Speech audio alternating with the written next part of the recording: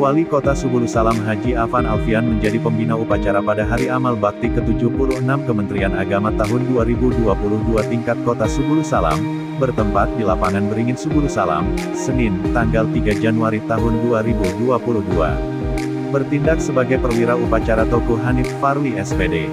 Pemimpin upacara Awaludin Sinambela SPD. Pembaca Al-Quran Ustazah Zikriyatul Mahmuda. Pembaca Sholawat Badar Ustadz Budiman SPD. Pembaca UUD 1945 Zaki Aufal SPD. Pembaca Panca Prasetya Suhada SPD. Pembaca Kode Etik Septian Widodo SPD.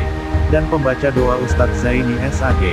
Wali Kota selaku pembina upacara membacakan sambutan Menteri Agama Republik Indonesia.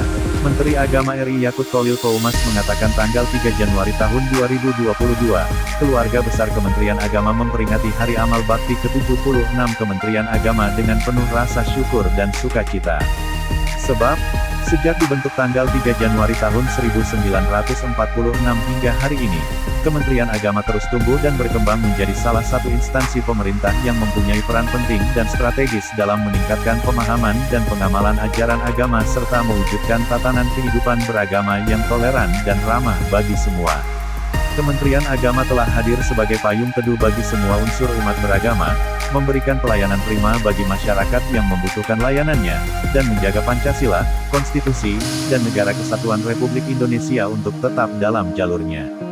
Hal tersebut dibuktikan dengan naiknya indeks kesalehan umat beragama dari 82,52 pada tahun 2020 menjadi 83,92 pada tahun 2021.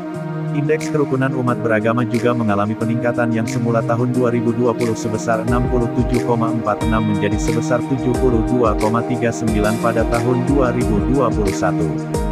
Indeks kepuasan layanan KUA meningkat pula dari angka 77,28 pada tahun 2019 menjadi 78,90 pada tahun 2021.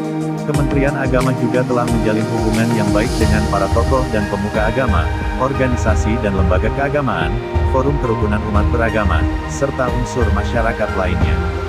Hubungan baik tersebut diwujudkan dalam beragam pertemuan, baik di tingkat nasional maupun daerah, pendampingan, koordinasi, konsultasi, dan fasilitasi.